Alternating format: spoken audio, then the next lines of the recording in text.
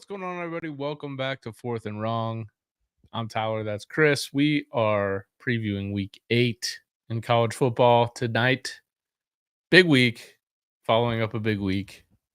Lots of games to get to. Chris, what are you most excited to watch this weekend? What am I most excited to watch this weekend? Yeah. I am excited to let the hate deep within my fucking soul just pour out for the Tennessee Volunteers. I felt like you got pretty hateful on Monday. I did. You know, I will say this. We don't have to get into it again because I said it on radio this morning. I said it on Monday. I posted the video of it today. I'm just so fucking tired of hearing Florida fans. I'm just so fucking tired of it. I'm so tired of it. Like, it is this mealy mouth fucking, I'll just pussy ass, whiny comment. Just, it's ridiculous. It's ridiculous. And I'm tired of hearing it. Probably shouldn't say the P word, but other than that, what are you looking most forward to? Is it Friday night? I'm not looking forward to that. Actually, I am kind of looking forward to seeing. It seems like over the bye week, maybe we'll start to see some younger players start playing for next year. Mm-hmm. I would prefer to watch that versus DJU running out there again. We'll see. Fair. You see the walk-off here for the Indians over the Yankees? Did they win? Yeah, they did. Fuck yeah. Let's do this. I am fired up for that because I hate the fucking Yankees. Obviously, very excited about Texas, Georgia. Going to be a fun one to watch. Excited to watch maybe Alabama, Tennessee. A little Alabama, Tennessee for the people. Get the people going. Miami. I'm looking forward to Miami-Louisville, Colorado, Arizona. Some good sneaky games. LSU-Arkansas. So it's another good week. Colorado, Arizona is a good sneaky game. Yeah. Oh yeah. Colorado 4.5-point underdog. Ooh, what's the over in that? I like that a lot. Total 58. Ooh, that seems way too low. This might be a good teaser weekend. No? Teaser scared me, Chris. Why? There's just so many ways to lose. That is the most Florida State thing I have ever heard you say in my life. There's just so many ways to lose. Oh, no. Who got hurt? Oh, no. Now the Saints have lost another player. Paulson Debo's out. That means I'm going to have to work during the show. Just a heads up. All right, well, let's get through these picks real fast. We'll get through it. Hold on, real quick. I also have best bets. Okay, well, we got to get to those. Anything you like on the Friday slate? Florida State, think they've never lost to Duke ever. Could they possibly lose to Duke? 1-5 Florida State, 3-point underdog on the road to 5-1 Duke. Okay, here's the thing. You're gonna have to talk me out of betting on that because I do like Florida State to cover that. Yeah, it's tough. It's tough. I have a feeling that we will win the game, but I just, the Brock Glenn kid, his first, it's just been so bad for him. He got thrown into the ACC championship game the night before the game started, having no clue that he was going to start because our quarterback transferred. And then his next game was the Georgia Orange Bowl. And then he gets thrown in the week of Clemson this year.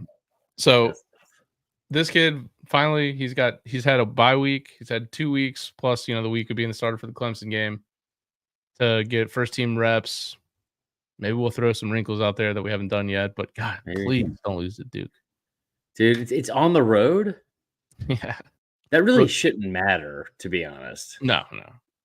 I don't think Duke has a track around their stadium anymore, but they did the worst fucking walk into the stadium ever. Just, oh my God, it's so bad. Also, what's the other thing I saw with that? Mike Norvell, I want to say all time is like 8-3 coming off a bye week against the spread. Okay. All right. Let's go. Yeah. So I like that. So Florida State +3.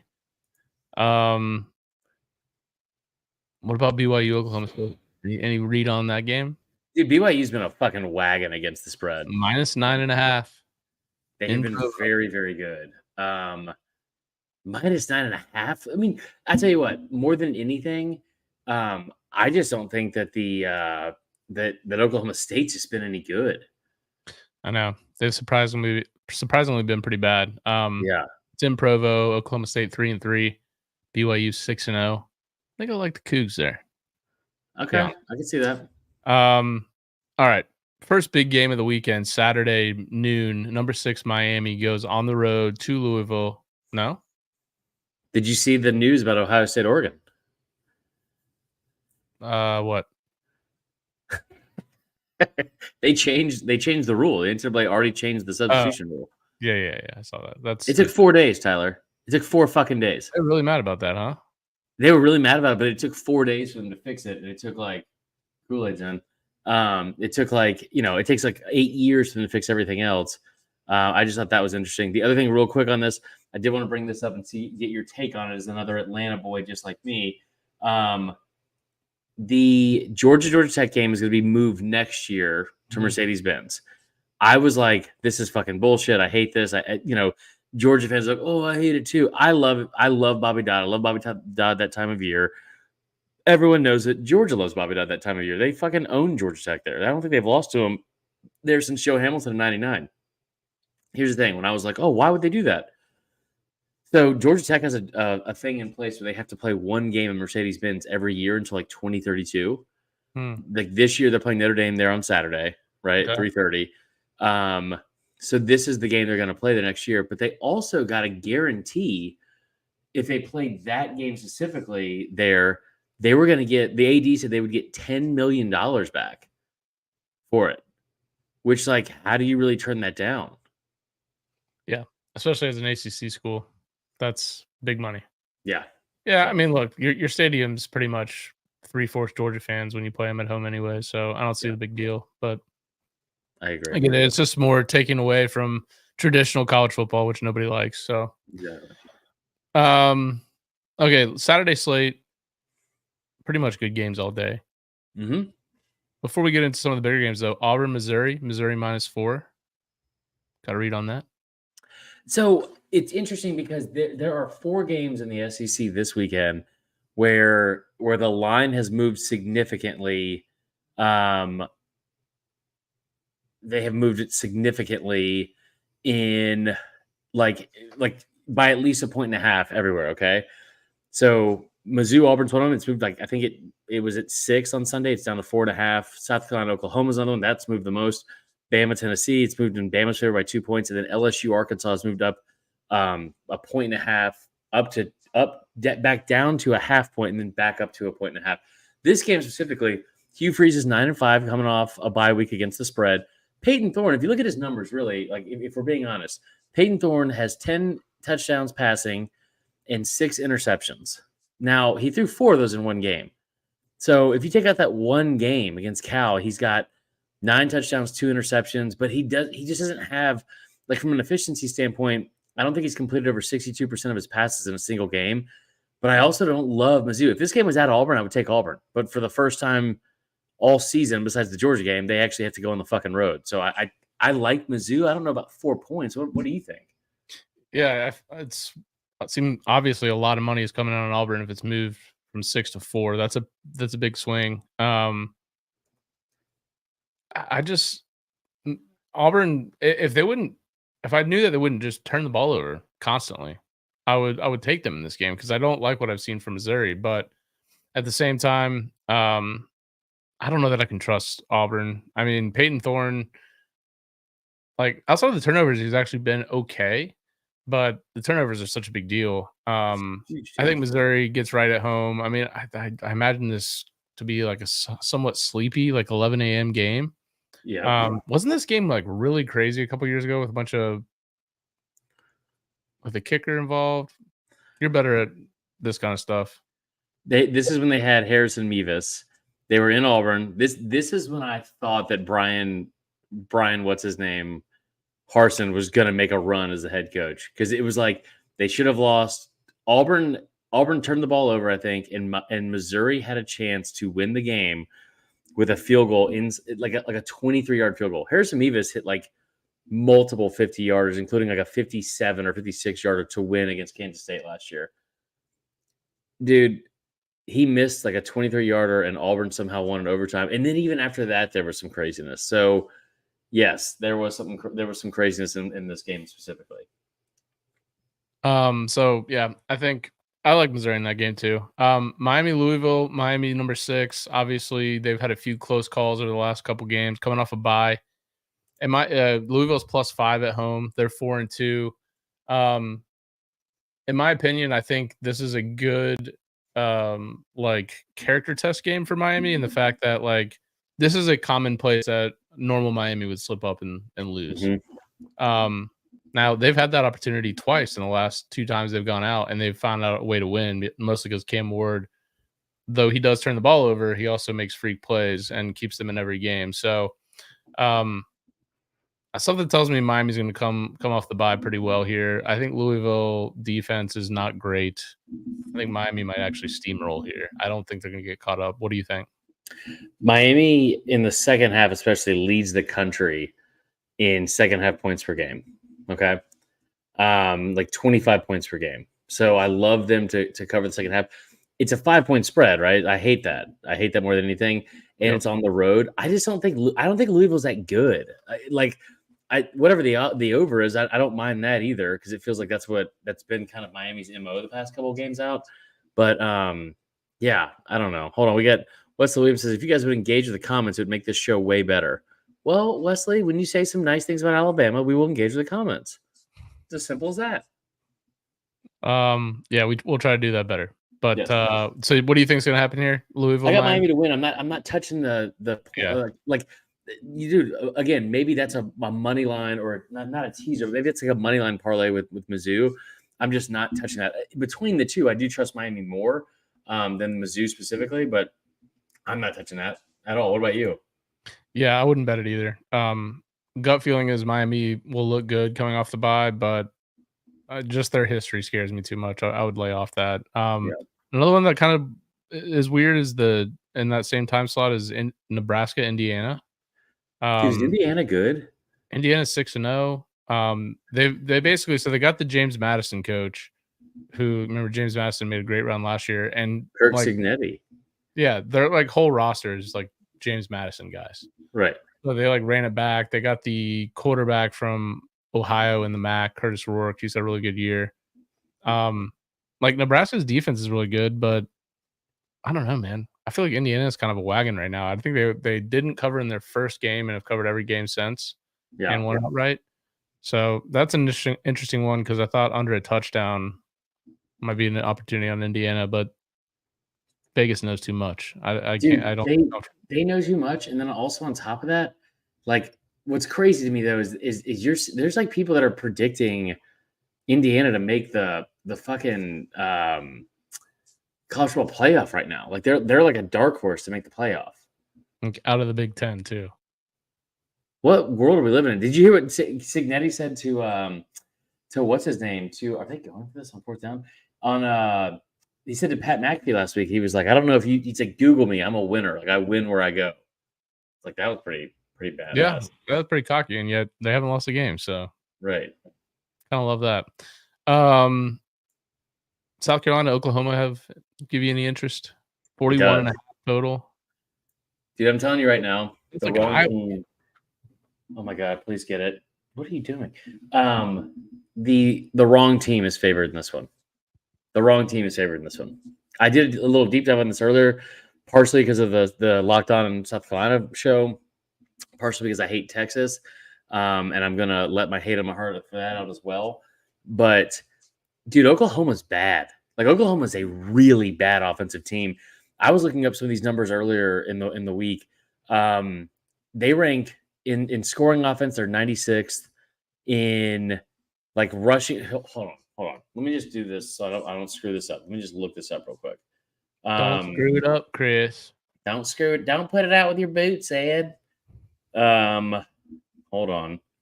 Okay, these are the actual numbers for Oklahoma. Scoring offense 96th, passing offense 123rd, rushing offense 100th, total offense 126th. They're really bad. And here's the thing: they're at home, which is one thing, but like in their last 22 drives, of offense, they have one touchdown drive. They have 4 total scores. One of those scores is a field goal they kicked against Auburn when they were like right down. I think like Auburn was down late in the game for that pick six, and so Auburn had to go for it on 4th down, and they didn't get it, so they turned the ball over like on their own 23-yard line, and that was one of them as well. Like they have, and they had a pick 6 in that game. Oklahoma did. right, which that's not even the offensive touchdown, but Right. and then before that, the offense against, who was it? Like, I guess the 23rd drive, so the last drive before that was a touchdown against Auburn, but it was a 48-yard scramble for a touchdown. They haven't scored. They haven't had over 300 yards of offense against a Power 4 team. Like, they are a really, really bad offensive team. And I'm telling you right now, I think it has even less to do with the fact that it's a home field advantage going in Norman. I think if there weren't logos on the side of this and it was like Team A versus Team B, this would be a 7-point, like a 7-point point spread in favor of South Carolina. That's how bad Oklahoma really is. Yeah, I mean, Michael Hawkins, I think looked good when he took over for Jackson Arnold in that one game, Right. And he's just been very bad ever since. I mean, 1 touchdown through the air, no picks, so good for you. But that's what happens when you're not really taking shots on the field. Now, granted, they've got a lot of injuries at receiver still. Yes. And I just think it's at this point, you're just trying to find something on offense, and you're 129th in the country on 3rd down conversions, 118th in the country in pass yards per game. They can't do really anything well. 96th in rushing yards per game. So hold on, there's one more too that I want to bring up real quick, and I'm going to pull it up real quick on covers. By the way, do you ever use covers for your research?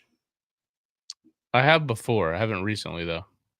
Okay, so I was the same way. They do you know how every time we record something, I'm like, real quick, let me just go on down here and look up every possible fucking first quarter and first half spread imaginable. And then like my whole process on that is like, I've got 4 tabs open: first quarter offense, first quarter defense, first half offense, first half defense. And I'm like going back and forth. Covers does all that for you. So shout out to Covers for saving my life with this. Here are some other some stats here real quick for Oklahoma. I told you, like, yards per play, 128th. That's 5th worst in the country. Yards per rush, 112th. Let's see here. QBR, 108th. Yards per attempt, 127. Yards per completion, 78. You look at South Carolina's defense real quick on this.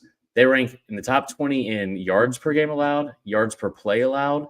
QB rating is 14th in the country for defense. Yards per carry, they're top 20 on defense. What's that? Sack percentage. Rush yards per carry, sacks percentage, they're top 10. Right. That's the main thing too, is Oklahoma's offensive line, and Carolina's had a bad offensive line as well. But Oklahoma's offensive line is ranked 15th in the conference, 1 ahead of South Carolina. The biggest difference is Oklahoma's defense doesn't get after the quarterback. South Carolina's defense does. They are 11th in the country in sacks, sacks per game this season. Oklahoma's offense is 124th in the country in sacks allowed. Kyle Kennard, Dylan Stewart, 2 awesome guys off the edge. One of them true freshman, one of them a transfer in from Georgia Tech. TJ Sanders there in the D-line has been probably the best guy along the D-line. So, yeah, I think Oklahoma's O-line is going to really struggle here. Man, I love it. The totals, like I said, I think it's 42.5. I still think, or was it 40.5? No, I had to have gone up from that. 42.5. Yeah, it's pretty low. I think I still love the under though, because on the same side of the token, like, who's scoring for South Carolina? And Raheem Sanders is a good Rocket Sanders, obviously the transfer from Arkansas, has had a good year. Lenora Sellers, man, I mean, he's just, I know he had a decent game against Bama, but like, I actually think Robbie Ashford might be the better option. You're out of your fucking mind. Sellers had the game of his career last week. He had First game, he had 238 yards passing. He completed 74% of his passes. Dude, again, this is also an Oklahoma team that doesn't rank in the top 9 in the SEC in passing defense, rushing defense, passing defense, total yards allowed, or scoring defense. Like they're not good at anything they do. It's not good. No. All right, so I'll take South Carolina with you as well in the upset. I like it. We gotta post this. Saints, DB, Paulson, Debo, carted off field. Oof. Sad. All right, let's get into the big 3:30 game on ABC. Oh, fuck. Number 7, Alabama. Oh, to Knoxville, Tennessee. Number 11, Tennessee. Both teams 5-1. Tennessee currently a 3-point underdog at home. Total 57 on this game. We all know what happened last time in the stadium. But I think both these teams, I think it comes down to who do you trust more of these failing units, the Bama defense or the Tennessee offense? Well, when you put it like that, then I trust Tennessee's offense, probably. They've looked pretty bad over the last 2 weeks against. Arkansas's defense is okay, but Florida's defense is not good. No. And it kind of feels like when we talked about it before the Florida game even started, Arkansas maybe found the book on how to slow down the offense. And Florida kind of mimicked that. And I just wonder with, DeBoer's big game, let's be honest, the Vandy game and the South Carolina games were not big games. They didn't go the way he wanted, but in big games, I feel like DeBoer has kind of come through in a big way. And so I think Bama wins this game. I know they're favored, but I think Bama wins this game. I think there's a potential that we could get some shootout-y stuff here. Shootout-y stuff. Yeah, I agree with that. I'm friends with school shooters. He actually said that. Okay. So what do you like? I think the line's at 56 or 50? What? 57 is the total right now. I don't love the fact that all the money is overwhelmingly on Alabama. I don't like that at all. It's a very public game. Yeah, but here's the thing too. The line was opened at 1. It's gone up to 3. Here's the thing, man. It took a fucking miracle for these people to beat us last time. It took a fucking Milroe never really been on the road like this. What? That feels. Auburn was a pretty big one. Wisconsin. That's not the same as Tennessee. Here's the thing. It's not like Tennessee Tennessee, I thought 3 weeks ago was the best team in the country. I said it on this very show like an idiot. But I said that because I thought in my mind, man, this is awesome. They're playing like world beaters. They've beaten all these different people, and they're putting up so many points per game and blah, blah, blah. All that shit. Dude, Nico has been trash. Nico has been fucking trash. I don't think they've had a ranked road game. I'm sure they have, right? I'm trying to think. Well, sure. Milroe is the QB. Yeah. Who'd they play last October? There had to be. Tennessee was at home. Ole Miss was at home. LSU was at home. Georgia was in the SEC championship game. So maybe not. Maybe not. Was A&M? Was that A&M game that Milroe first played? Oh, that was, yeah. Was that on the road or at home? That was on the road. He had 334 yards passing. The first game he had was at home. So maybe Knoxville is a different environment. It's crazy, yeah. But here's the thing, I think you're very good. It's a very good point you said, Eric. I really do, because they're going to be out for blood. This is the one thing I think with these fans that you need in this specific game. Tennessee hates Alabama. Alabama hates Tennessee, but Tennessee is desperate for this win, and I mean that in a positive way. I'm not saying that to be negative about the fan base. And trust me, I get it. I fucking hate these people, Eric. And I get, what I'm talking about. If you're a Tennessee fan, you feel the same way about me and Alabama. And that's totally fine. Totally fine. So I think it's a good point that he brings up. Here's the thing that I keep coming back to with Tennessee, though, is, dude, Nico, I thought last week when he had that moment where he looked at Heupel and he's like, all right, let's fucking go. Now we go. I thought that was gonna be like a turning point, and I keep waiting for him to have a turning point and like the light to come on, because against non-conference teams, he had 6 touchdowns, was averaging like 230 passing yards per game, was averaging 10.4 yards per attempt, and completing over 71 or 72% of his passes. In conference games, he has 1 touchdown pass in 3 games. He consistently keeps turning the ball over. Now he does, and this is also to Eric's point, he has played much better at home versus on the road, and they haven't really had a lot of like big games at home. This game will be fucking amped. I think Tennessee to score. And dude, here's the thing too. I saw somebody bring this up earlier, and it's kind of crazy, and it's a huge credit to Josh Heupel and what they've been able to do. But I don't know if I've remembered these two teams being this evenly matched in, well, like, I mean, obviously before Saban. Like, you even watch the way they've kind of mirrored each other over the past couple of weeks. Like, huge letdown against Vandy, letdown against in the fourth quarter against Arkansas. Last week, letdown at home against South Carolina. Last week, letdown at home against Florida. Both games go to the wire. They've really, really mirrored each other. I want Bama to win this game. I want to talk all this shit. I want to be insufferable on social media. I want to be all those things. I feel like Tennessee wins this game. I feel like they need it more. I feel like they're at home. Nico is going to be. I hate to say it, but this is like the battered housewife thing and the fucking like I'll never learn from my mistakes thing, because I just keep thinking he's going to turn the corner, and I'm not ready to say he won't yet. The key for Bama in this game, they get Kendrick Law back, they get Kobe Prentice back, both receivers. They were out the last 2 games, or Prentice went out because he got knocked out during the South Carolina game. That receiver room is very thin. The other thing is this: you better blitz his ass all fucking night. South Carolina against the South Carolina game, or in the South Carolina game, Bama came into that game with the lowest blitz rate of any team in the country at 6.7%, and they were getting picked apart. When they started making adjustments in the second half, and especially late in the second half, and they started blitzing sellers, that's when things changed. You have got to figure out a way to make Nico uncomfortable and have to move the pocket, even though he's a great athlete.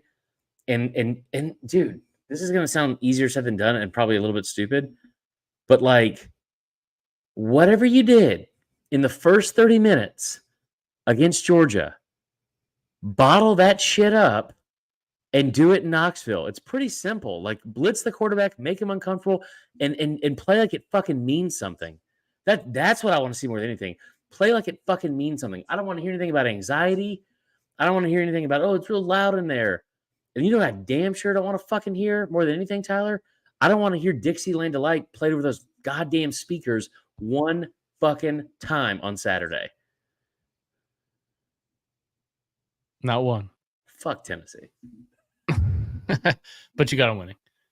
Yeah, I do have them winning. All right.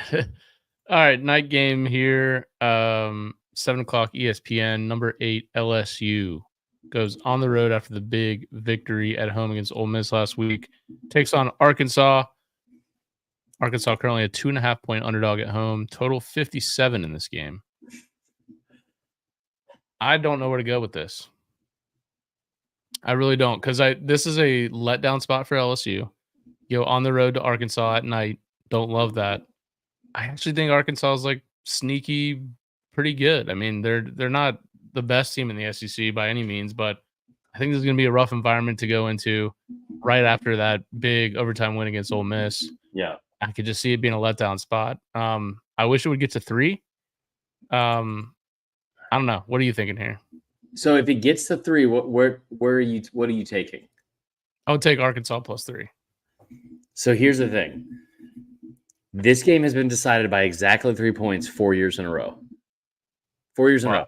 The one that stands out the most to me is the 2022 game right after LSU beats Bama in overtime. Last time they've had a home overtime win, by the way. 2 years ago against Bama, 1 point overtime, blah, blah, blah. They go to Arkansas the week after with a chance to ice the SEC West and win that game. They played a backup quarterback. They win 13-10, Tyler. 13-10.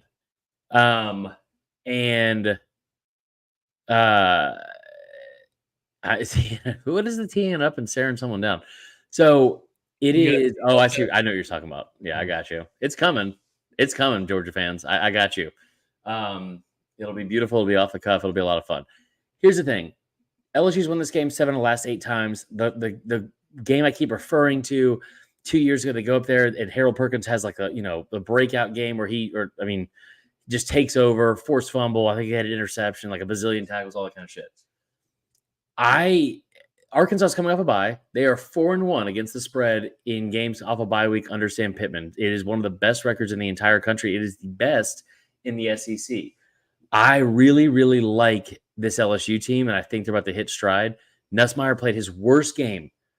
I'm ignoring you, Wesley Williams. I saw what you said. When Tennessee beats Alabama, Marler has to sing Rocky Top. I'll sing Rocky Top. I like that song. Good song. So I think Nussmeier played his best game or his worst game of the season last week, and it was still enough to beat Ole Miss at home, a top 10 opponent, going overtime. You know what's crazy, Tyler? He completed 4 of his last 5 passes in that game, all of them on 3rd and 4th down, except for the first down one in the first play of overtime. He has been one of the best quarterbacks in the country. 18 touchdowns, leads the SEC. And here's the other part too. That offensive line, they've only allowed 2 sacks all year. It's crazy. Yeah. And they were in the same game against South Carolina, which means in 5 of the 6 games, they have not a lot of sacks. Ole Miss came in last week. They were leading the country in sacks and QB pressures. They got none the entire game. LSU on the flip side ends up having like 5 or 6. They're now in the top 5 nationally in sacks, total sacks. Taylor Green coming off a knee injury. Quinn, I don't know how to say his name. Jaquindon. Oh, Jaquindon Jackson, yeah. Jaquindon Jackson. He's a little bit banged up. Dude, maybe I'm stupid because Vegas is telling us something. I like LSU by a decent amount in this game. Yeah, I think Vegas knows something. But yeah, man. I mean, I love that LSU D-line. Braden Swinson, the kid from Oregon, transferred in a couple years ago. Yeah. Has had an awesome season. 7 sacks for him. 25 quarterback pressures. Just a really good year from him. Yeah, if Taylor Green goes down at all in this game, and you got to go to Malachi Singleton, I love the LSU side. I think I'm gonna go with the Arkansas Razorbacks here, man. Okay. Outright win the game. I think it's a spot thing, like you said. Arkansas coming off the bye, LSU coming off a big win at home. Now they got to go on the road at night. Not going to be an easy environment. I'll take the Hogs. Okay, I like that. Should we just get to the main event? Before we do, thoughts on where to go with Kentucky, Florida. Florida currently now a 2-point underdog at home. That's insane. Playing better. But Lagway, I feel like Stoops is going to have something ready for Lagway. Think so? I feel like you can count on a Kentucky defense. I know it's on the road, but defense travels. I don't love Kentucky's offense, obviously, and the total is 42.5. So either is Vegas, but hammer the under. I don't know. If the over under was at 11, I would take the under. Kentucky's awful on offense. They're awful. They have done really well against some quarterbacks, not Diego Pavia, but Carson Beck. They did well against, obviously, even South Carolina. I'm trying to think. And Ole Miss. Yeah, like they held Jackson Dart to like a season low. Here's the thing, man. I think that how do I put this? This is gonna be tough. I like Lagway. Lagway has like 4 interceptions in mop-up duty. That's not great. I think they've all come against SEC teams. Losing Mertz sucks because Mertz was leading the SEC. He's leading the whole country in completion percentage, 76.7%. So I think that's a much bigger hit than people realize. Here's the other part of it too, though, Tyler. I do think, oh my goodness, the Saints are tough to watch. Everybody's out for them. Isn't it like Olave, Shaheed, Carr? Like everybody's out. Dude, that's not even. Yes, they have 2 receivers out. They lost Paulson Debo. They got carted off the field. They have like 2 linemen out, including their center Eric McCoy. They're bad. Like they're in a really tough spot. Man, but Billy Napier needs this win, dude, because you get through this week. You hit a bye week. then Georgia, Texas, LSU, Ole Miss before you end with Florida State. So, dude, this is the game that you've got to take because you can't if you're Napier and you're fighting for your job. You can say, yeah, we actually were probably a little bit better than expected. You can't go into the office to say, well, your 3 wins were Samford, Mississippi State, and UCF. Right. Yeah. I'm pulling for Florida, and I'm picking Florida purely out of spite for their fucking fan base. All right. That's fair. Let's get to the big one. Chris, the stage is yours. I'd like you to start, Tyler. So I think we kind of got my thoughts on Georgia in the last pod. I don't know that this is the Georgia team that we're used to. You may say that this isn't like these games that they've had that haven't been impressive. Mississippi State, Kentucky, even Auburn for stretches of that game. Obviously, the first half of the Bama game, first half of the Clemson game. There have just been stretches where I think in the past you could say, hey, it was Mississippi State. They were playing around with their food. They could have dominated, but I really don't think that's this Georgia team. I think there's something a little off. I don't think the defense is nearly as good as they're used to. 67th in the country in yards per play on defense. Not what you're expecting in Athens. They're 74th in the country in yards per attempt through the air on defense. What I love in this game is the over. Yeah. What is it at now? Let me see. 57. 56, 57. Texas is up to a 5-point favorite. I know how much you love that. Make some fucking money. I don't love all the money coming in on Texas. I was on Texas all day today. Seeing all this money coming in on Texas has me nervous. I think that if the line's gotten this high, I'd take Georgia in the points, but I'm going to take Texas to win this game. I think it'll be a shootout. I think it may be a classic game. But I think the difference will be Texas's defense against Georgia's offense. Now, here's the one thing that scares me about Texas's defense. I was looking back at their schedule.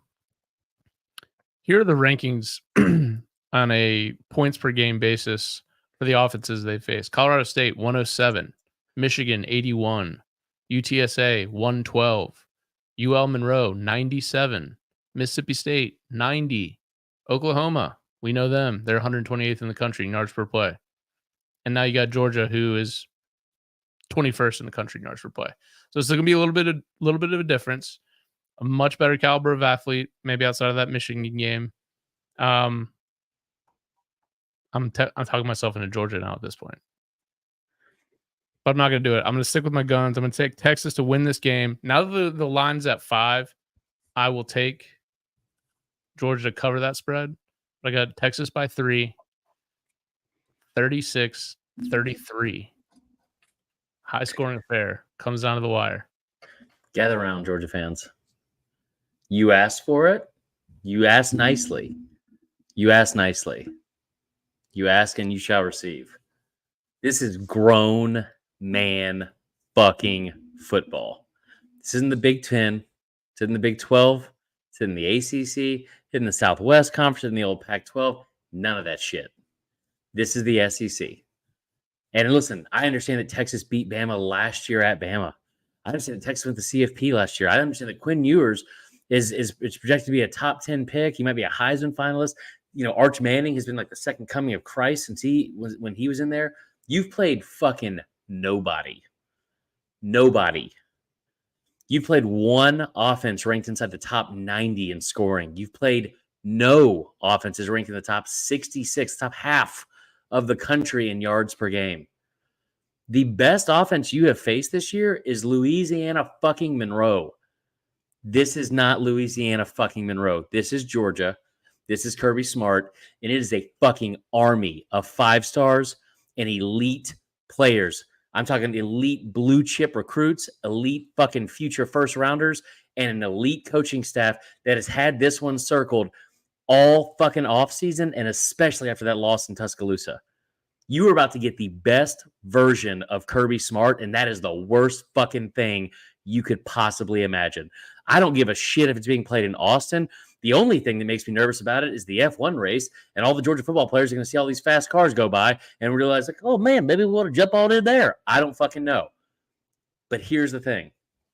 This is not a big game in the Cotton Bowl. Oh, they split the field 50-50. Fuck off. This is not Oklahoma. This is not Kansas State. This isn't Kansas, which is lucky for you because you struggle with them. You're a really good offensive team. You've got 2 really good quarterbacks. You have played fucking nobody. And now you got to put on your fucking big boy britches and go up against Kirby Smart. God, Kirby Smart, he is just fucking licking his chops because he knows, oh man, the whole country saw us embarrass ourselves in the first half against Bama and come one fucking 17-year-old freshman phenom miracle play away from the greatest comeback in regular season SEC football history. We gave up 31 points last week to a freshman quarterback. I am dumb enough and delusional enough to think all of that is by design. I love Steve Sarkisian. I love Texas to score first. I love the fact that Georgia, who's a slow starting team, is going to probably have to air it out and come from behind against a Texas team that is going to get out to an early lead. If you see it's 10-0, 14-3, don't be surprised. Don't be surprised. But there's a reason why last week the game plan against the worst fucking rush defense in the SEC was throw it out until his fucking arm falls off. There's a reason why Carson Beck went out there and threw 48 pass attempts against a fucking D-list defense in Mississippi State. Game prep, baby. Always chess, not checkers, always one step ahead. This isn't fucking Iowa State. This isn't fucking Texas Tech. This isn't fucking TCU. But it might be. This is a Georgia team that is, listen, I've used this before, and you guys know, like, I think Georgia fans, they're a little bit fragile right now. I think their ego's a little bit wounded, and we saw what happened in Tuscaloosa. This isn't Tuscaloosa. This is a fucking fallopian tube you're going to be running out of at Darrell K. Royal Stadium in Austin, Texas. The fucking wine and cheese crowd in Austin. What's the line from Dodgeball? Best bring your bib. It is going to be fucking grown man football. And I tell you what, Tyler, you try to don't come back in here because you'll start laughing as soon as I say it, and it's going to be bad for the replay. Texas, you are a great football program. You are going to make the SEC championship game, and you are going to make the college football playoff. And I am a huge believer in Steve Sarkisian. I love what you guys have offensively. I love Silas Bolden maybe more than anyone else on that team. I think that kid is a future star, and there's speed fucking everywhere. But again, this is Kirby Smart in Georgia, and this is a different fucking animal. This is not the same shit you are used to. So get excited, get all the fucking burn orange and hook 'em and Matthew McConaughey bullshit out of the way right now. Because on Saturday night, things are not going to be all right with you guys. I fucking promise you. Again, there is a fucking army of 5 stars headed to your fucking town ready to burn that motherfucker down. So you talk all the shit you want on Twitter, on your message boards, on orangebloods.com, all of it. Because at 7:30 on Saturday night, they're going to tee up that fucking football, and you got to line up and play Georgia. And outside of Alabama, nobody fucking does that. And nobody beats Georgia besides themselves. And that ain't fucking happening on Saturday. Georgia's going to win. Georgia's going to win by 10 plus points, and they are going to leave that place with a fucking star and the red and blue and all the other shit. And your whole fucking unit is going to look like Greg Abbott when they're done with them. And I don't care how that sounds. Probably shouldn't have said that last part. That was a lot. Well, when you put that on social later, you can cut that part out. Yeah, I'll cut that part out. Go Dogs. They're going to win by 10 points. Kirby Smart. There you go. I think people were edging in the comments during that. I know Evan is. Yeah, there was some edging going on, maybe some soaking. Well, we got D-Max Bravo in the chat, says 34-17 Texas. I'm pulling for Texas. Evan, just to be clear. Yeah, we know. All right. Well, the lines will be open this weekend. I expect a lot of calls, no matter what. Yeah. Damn it, we got a lot of Bama listeners, got a lot of Tennessee listeners, got a lot of Georgia listeners. Big games this weekend, so don't forget Angry Fans Hotline 770-674-8233. Give us a call. Let us know what you're thinking. Pre-game, during the game, after the game. Fun times. Chris, good luck this weekend. You as I hope well. to see a rousing effort from your boys. Let's just hope that we can beat Duke this weekend. I've had a blast as always. Horns down. Amen. See ya.